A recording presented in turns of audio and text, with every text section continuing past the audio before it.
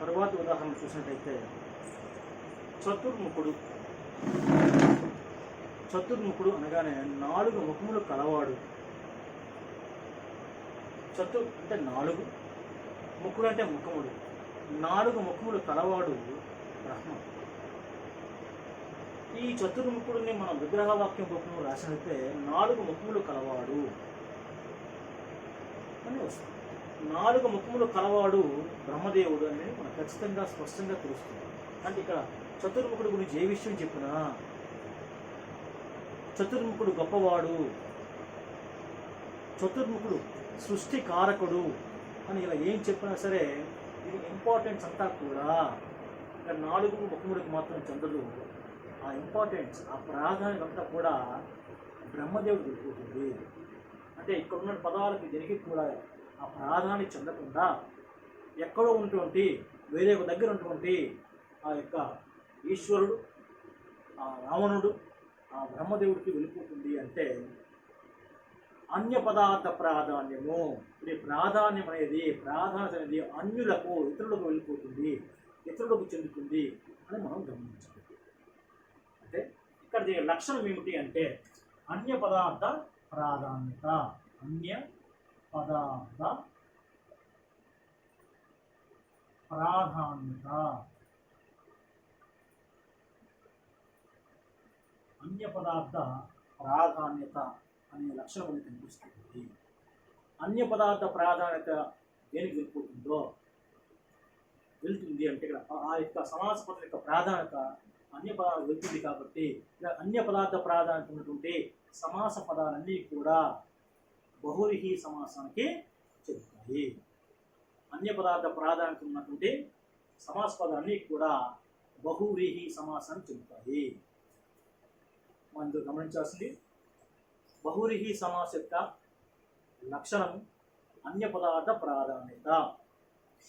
ఈ సమాసాన్ని మనం రాసినప్పుడు 3 కన్నులు కలవాడు విగ్రహవాక్యంలో, 10 కంఠములు కలవాడు, 4 ముఖములు కలవాడు, ఇవన్నీ కూడా మన పురుష వాక్యంలో వచ్చింది కాబట్టి రాసి. అదే పద్మాక్షి చూసినట్లయితే పద్మాక్షి పద్మము వంటి కనులు కలది.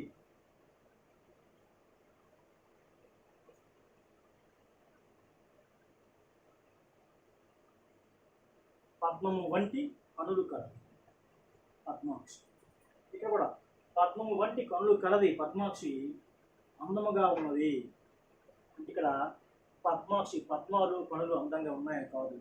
ఈ పద్మాక్షిని ఒక సీతాదేవును, ఒక పార్వతీదేవును, ఒక లక్ష్మీదేవును మనం వర్ణిస్తున్నప్పుడు ఈ పదాన్ని వాడతాం కనుక ఆ వ్యక్తి, ఆ సీత అయితే సీత, లక్ష్మి అయితే లక్ష్మి, ఆ వ్యక్తులు అందంగా ఉన్నారని చెప్పింది. ఇంపార్టెన్స్ అనేది వేరొక వెళ్ళిపోతుంది. కాబట్టి ఇలాంటివన్నీ కూడా బహువ్రీహి సమాసానికి చెందుతాయి. ఇక్కడ కలది కలవాడు, లేనిది లేనివాడు ఈ చివర కనిపిస్తుంది. మరియు ఇక్కడ ఏకవచనం అనేది కనిపిస్తుంది, సంఖ్య ఏకవచనం కనిపిస్తుంది. దీని ముఖ్య లక్షణం చూస్తే అన్య పదార్థ ప్రాధాన్యత. ఇలా ఉన్నవన్నీ కూడా బహువ్రీహి సమాసానికి చెందుతాయి.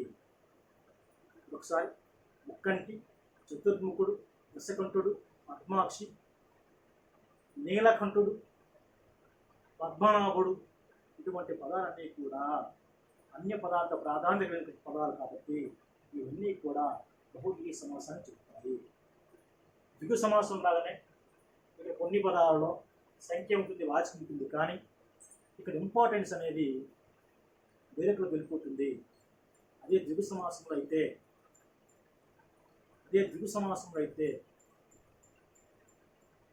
4 దిక్కులు విస్తరించాయి. 4 దిక్కులు, 4 సంఖ్యల దిక్కులే విస్తరించాయి. వేరొక వ్యక్తో వేరొక వస్తువు కాదు, ఈ 4 దిక్కులే విస్తరించాయి. ఇక్కడ ఇంపార్టెన్స్ వాటికే ఉంటుంది. కానీ బహువ్రీహి సమాసంలో ఇంపార్టెన్స్ అనేది వేరొక వ్యక్తి వెళ్తుంది. ఆ వేరొక వ్యక్తులనే అన్యులు అంటాము.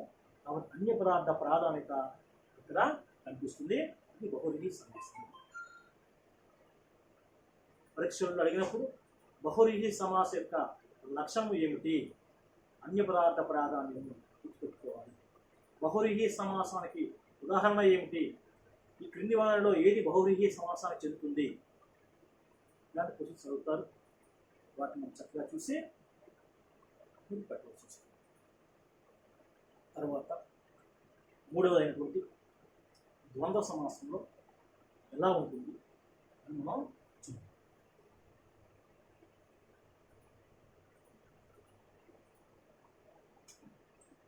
మూడవది ద్వంద్వ సమాసం.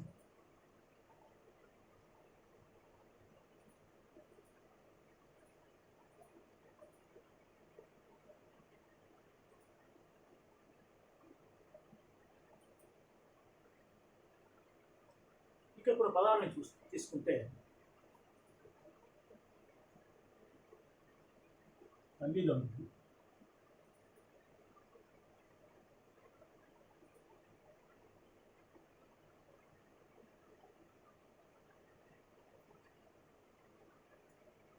రామలక్ష్మణుడు,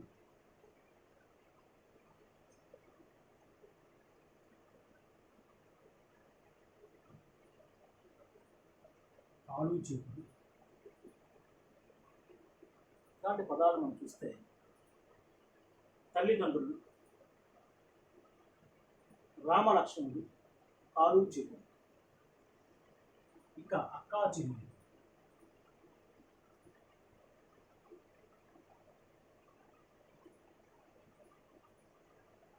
ఇలాంటి పదాలు మనం చూస్తే ఇలాంటి పదాలు చాలా ఉంటాయి. కొన్ని మాత్రం ఉదాహరణ చెప్తున్నాను. ఎండావానులు, ఆకుకూరలు, శివపార్వతులు,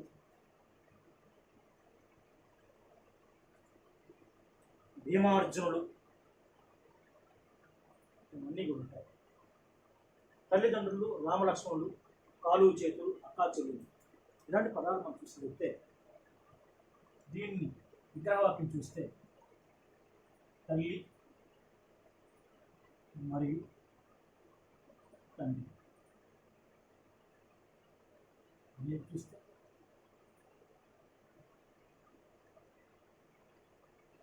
రాముడు మరియు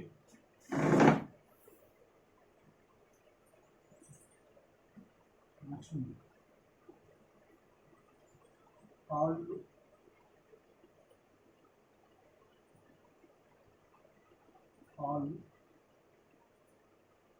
మరియు చేతులు, అక్క మరియు చెయ్యి, ఈ చెయ్యి రాసి చెయ్యి రాసిన పాలు. ఇక్కడ కాళ్ళు ఇలా రాసిన కాళ్ళు చేతులు, అక్కా చెల్లెళ్ళు, ఇవన్నీ చూస్తే తల్లిదండ్రులు, తల్లి మరియు తండ్రి, రామలక్ష్మణుడు, రాముడు మరియు లక్ష్మణుడు, కాళ్ళు చేతులు, కాళ్ళు మరియు చేతులు, అక్కా చెల్లెళ్ళు, అక్క మరియు చెల్లి. అంటే తల్లిదండ్రులు, తల్లి మరియు తండ్రి. అంటే తల్లి తండ్రుల్లో చూసినట్లయితే తల్లికి ఎంత ప్రాధాన్యత ఉందో తండ్రికి కూడా కుటుంబంలో అంతే ప్రాధాన్యత ఉంది. రాముడికి ఎంత ప్రాధాన్యత ఉందో లక్ష్మణుడికి కూడా అంతే ప్రాధాన్యత. కాళ్ళు మరియు చేతులు రెండింటికి కూడా ఈ కాళ్ళు ముఖ్యమా చేతులు ముఖ్యం ఉంటే రెండూ అవసరం. అక్క మరియు చెల్లి, ఒక ఇంట్లో అక్కకి ఎక్కువ ఇంపార్ట్ చేస్తారు, చెల్లికి ఎక్కువ ఇంపార్ట్ చేస్తుంటే ఇద్దరు కూడా తల్లిదండ్రులకి సమానం. అంటే నాకు అర్థం చేసుకోవాల్సింది, ఎవరైనా తల్లి నీకు ఇష్టమా తండ్రి ఇష్టమా అంటే ఇష్టం పరంగా చెప్తాను, కానీ ఎవరు ముఖ్యం అంటే ఇద్దరు ముఖ్యమనే చెప్తాను. అంటే ప్రాధాన్యత అనేది ఇద్దరికీ ఉంటుంది. అదేవిధంగా రాముడు లక్ష్మణుడు కూడా ఇద్దరికి ప్రాధాన్యత ఉంది. అంటే సమ ప్రాధాన్యత ఉన్నటువంటి పదాలు. ఇక్కడ పూర్వపద మరియు ఉత్తర పదాలలో ఇన్నింటికి కూడా సమ ప్రాధాన్యత ఉంది, ఈక్వల్ ఇంపార్టెన్స్. సో సమ ప్రాధాన్యత ఉంది కాబట్టి అంటే ఉభయ పదాలు అంటాం, రెండు పదాలని కాదు ఉభయ పదాలు అంటాం. ఈ ఉభయ పదాలకు ప్రాధాన్యత అనేది ఈక్వల్గా ఉంది, సమానంగా ఉంది. కాబట్టి ఉభయ పదార్థ ప్రాధాన్యత అంటాం. ఉభయ పదార్థ ప్రాధాన్యత అంటే ద్వంద్వ సమాస లక్షణం ఏమిటి అంటే ఉభయ పదార్థ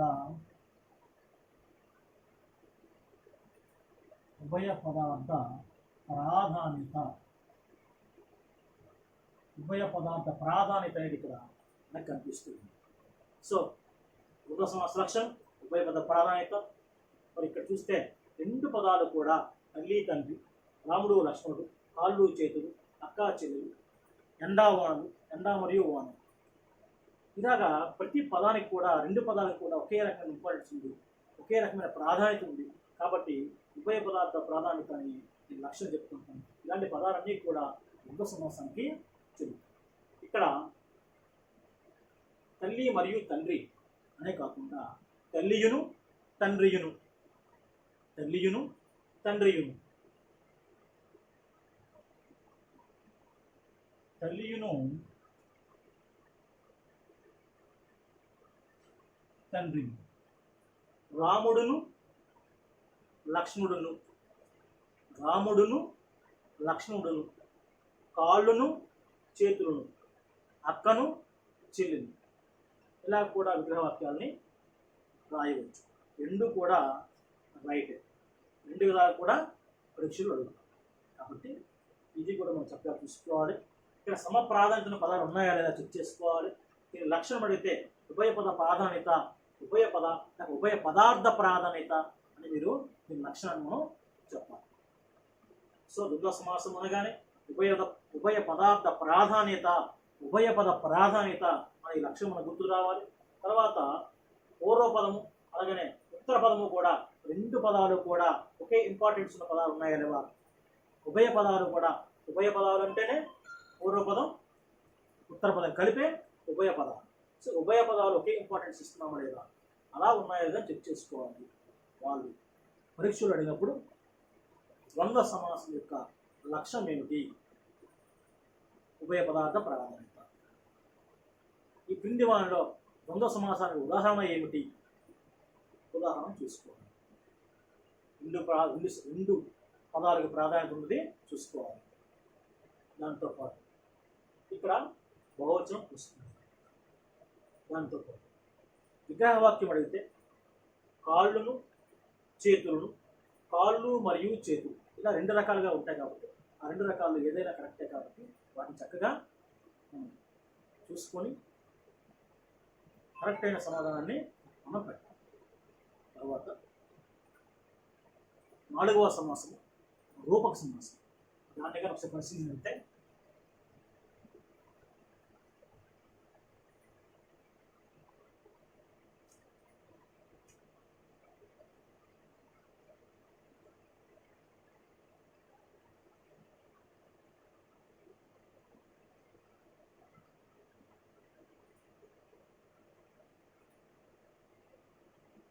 రూపక సమాసం.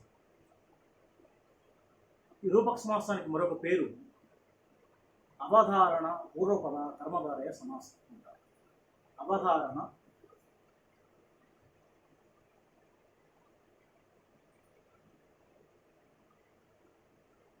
పూర్వపద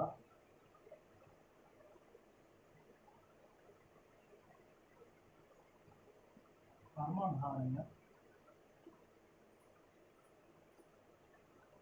సమాసం. అవధారణ పూర్వపద కర్మధారయ సమాసం అని ఈ రూపక సమాసానికే ఇది ఒక పేరు. రూపక సమాసాన్ని ఈ విధంగా కూడా పిలుస్తారు. అంటే అవధారణ పూర్వపద కర్మధారయ సమాసం అని మనం గుర్తుపెట్టుకోవాలి. ఇక్కడ ఇందులో చూస్తే అవధారణము అంటే ఏంటి, అవధారణము అంటే ఏంటంటే నిర్దేశించబడిన మనం పర్టికులర్గా తీసుకున్నటువంటి పదం అంటే అవధారణ. అంటే మనం నిర్దేశించబడినటువంటి, మనం దేని గురించి చెప్పాలనుకుంటున్నామో మనం తీసుకున్న పదం గురించి, ఆ యొక్క విషయం గురించి చెప్పేది అవధారణము, నిర్దేశించబడిన పదం. పూర్వపదం సమాస పదాల్లో మొదటి పదం. కర్మధారయం ఇక్కడ చూస్తే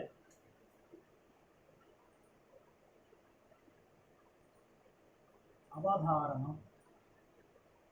అంటే నిర్దేశించబడిన పదం.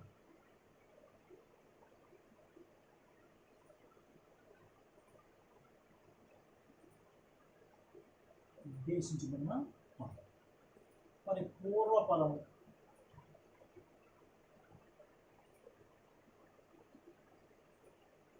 సమాస పదంగా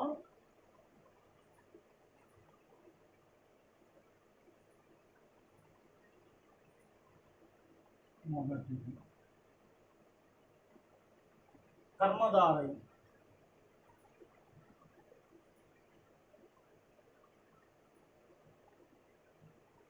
కర్మధారయం అనగా విశేషముల కలయిక కర్మధారయం. విశేషణం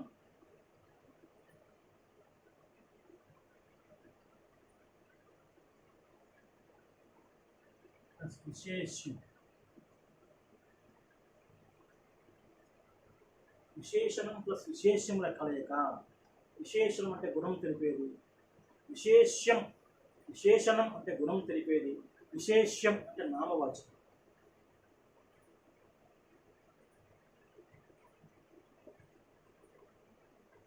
రెండు కలిసి ఉన్న పదాన్నే మనం కర్మధారయాన్ని చెప్తూ ఉంటాం. ఇలాంటి కర్మధారయం ఆ సమాసం ఉంటుంది అని చెప్తున్నాం. అవధారణ ఉద్దేశించబడిన పదం, అది సమాస పదం మొదటి భాగంలో ఉండాలి, కర్మధారయం ఉండాలి. విశేషం కలిసి ఉంటే పదమై ఉండాలి, కర్మధారయం ఉండాలి. అలాంటిదే ఈ రూపక సమాసం. ఇంకొక పేరే ఈ అవధారణ పూర్వపద కర్మధారయ సమాసం. మన ఉదాహరణ కూడా చెప్పొచ్చు. ఉదాహరణకి కోపాగ్ని, ఇది సమాస పదం. కోపాగ్ని అనేది సమాస పదం. ఈ సమాస పదాన్ని మనం విస్తరించి రాస్తాం. అంటే విగ్రహవాక్యం రాస్తే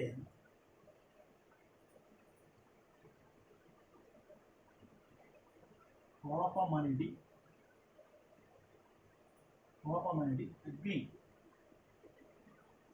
జాగ్రత్తగా చూడండి. కోపమనిడి అగ్ని. అయితే ఇక్కడ చూస్తే కోపం మనం ఇక్కడ కోపాగ్ని చాలా ప్రమాదము. కోపాగ్ని మనిషిని నశింపచేస్తుంది. వాల్మీకి కోపాగ్నితో రగిలిపోయాడు. రావణాసుడు కోపాగ్నితో ఉన్నాడు, అంటే కోపంతో ఉన్నాడు. ఆ కోపం ఎలా ఉంది? అగ్ని వలె ఉంది అని కొన్ని పదాలు మనం చెప్తూ ఉంటాం, అట్లా వాడుతూ ఉంటాం. ఇక్కడ కోపం అనేది మనం ఆయన కోపాన్ని గురించి చెప్తున్నాం. రావణాసుల కోపం గురించి, వాల్మీకి గురించి కోపం గురించి చెప్తున్నాం. అంటే నిర్దేశించబడిన పదం కోపం. నిర్దేశించబడిన పదం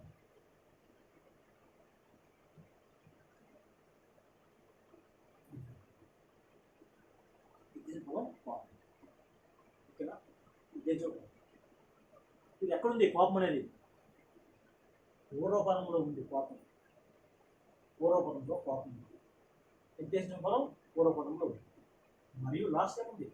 కర్మధారయం ఉండాలి. విశేషణం ప్లస్ విశేషమై ఉండాలి. మొత్తం పదం అంతా కూడా కర్మధారయమై ఉండాలి. విశేషణం ఉండాలి, విశేష్యం ఉండాలి. కోపము అనేది గుణము కాబట్టి విశేషం. కోపం అనేది విశేషం. అగ్నిదేవుడు, అగ్ని యొక్క పేరు కాబట్టి ఇది విశేష్యం. రెండు కలిపి కోపము మరియు అగ్ని, ఇది విశేష్యం. అగ్ని, ఆ జ్వాల యొక్క పేరు అగ్ని. ఇది విశేషణం ప్లస్ విశేషం కలయిక. ఈ కోపాగ్ని అంతా కూడా కర్మధారయం. అర్థమైందా? అది ఇక్కడ చెప్తాను. అందుకనే కర్మధారమై ఉండాలి. అందులో పూర్వపదంలో అవధారణమై ఉంది. పరపదం చూస్తే విశేషం అది ఉంది.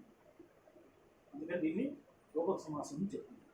ఇంకొక విధంగా చూస్తే రూపక సమాసంలో ధర్మాన్ని ఆరోపించుట.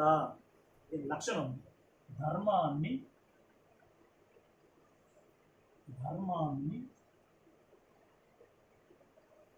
ఆరోపించుట. ధర్మాన్ని ఆరోపించుట అనే గుణం ఉంది, అనే లక్షణం ఉంది. ధర్మాన్ని ఆరోపించుట అంటే ఇక్కడ కోపము అనే మనం తీసుకున్న పదం. ఈ కోపానికి ఇక్కడ అగ్ని యొక్క ధర్మం ఏంటి? అగ్ని ధర్మము నాశనం చేయడం, దహించడం ద్వారా ఆ యొక్క పదార్థాలని, ఆ వస్తువుని నాశనం చేస్తుంది. ఇలాంటి నాశనం చేయబడడం అనే ఒక గుణాన్ని తీసుకొచ్చి, అనే ధర్మాన్ని తీసుకొచ్చి కోపానికి ఆరోపించారు. కోపం కూడా అగ్ని వలె వ్యక్తిని దహించి వేస్తుంది అని చెప్తున్నారు. అందుకనే ధర్మాన్ని ఆరోపించుట అనే యొక్క లక్షణాన్ని కలిగి ఉంటుంది. రూపక సమాస లక్షణం ధర్మాన్ని ఆరోపించుట. రూపక సమాసం ఉదాహరణలు చూస్తే కోపాగ్ని, ఇంకా సంసార సాగరం, సంసారం అనే సాగరము, సంసారము అనడి సాగరము. ఇక్కడ అనడి అనే పదం మధ్యలో కనిపిస్తుంది. అనడి సంసారము అనడి, కోపము అనడి అది. భూసయ్య భూమి అనడి సయ్య. స్వప్న వీధి స్వప్నము అనడి వీధి. అలాగనే వచనామృతము వచనము అనడి అమృతము. వచనం అనడి అమృతం. అమృతం వల్ల ఉంటుందట వచనం మాట. చూస్తే వచనామృతం.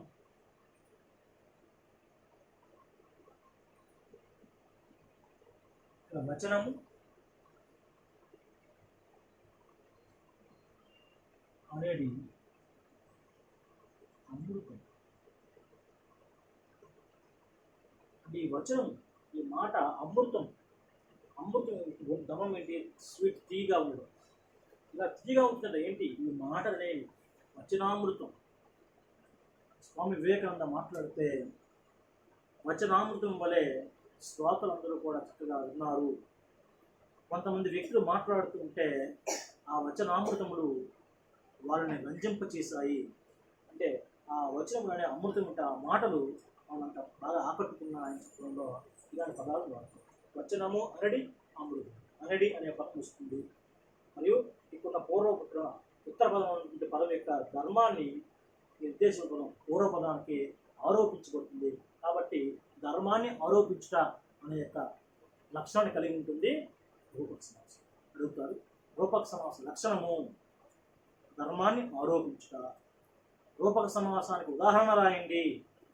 ఇలా చూసుకోవాలి. ధర్మాన్ని ఆరోపించే పదాలు ఉన్నాయా లేవా చూసి మనం పర్టికులర్గా నిర్దేశించుకోవాలి. ఈ 4 సమాసాలు కూడా మీరు చక్కగా విని 1-2 సార్లు వచ్చే వరకు చూసి నోట్స్ ప్రిపేర్ చేసుకోండి. నేను చెప్పిన ప్రతి మాటని కూడా నోట్స్ ప్రిపేర్ చేసుకోండి. 1-2 సార్లు చూసుకోండి. పబ్లిక్ పరీక్షల్లో కూడా ఇంతకు మించి ఏమీ అడగరు. ఉదాహరణలు అడుగుతారు, లక్షణాలు అడుగుతారు, ఇలాంటి విగ్రహ వాక్యాలు అడుగుతారు. కాబట్టి చక్కగా 1-2 సార్లు ప్రతి పాయింట్ని కూడా చక్కగా చెక్ చేసుకుని బాగా చదివితే ఖచ్చితంగా ప్రతి బిడ్డకి మీకు ఆన్సర్ ఉంటుంది. నేర్చుకుంటాను ఆశిస్తున్నాను. తర్వాత ఇలాంటి వీడియోలో సందుల గురించి, ఛందస్సు గురించి, నామకారాల గురించి చెప్పుకుంటూ ఉన్నాం.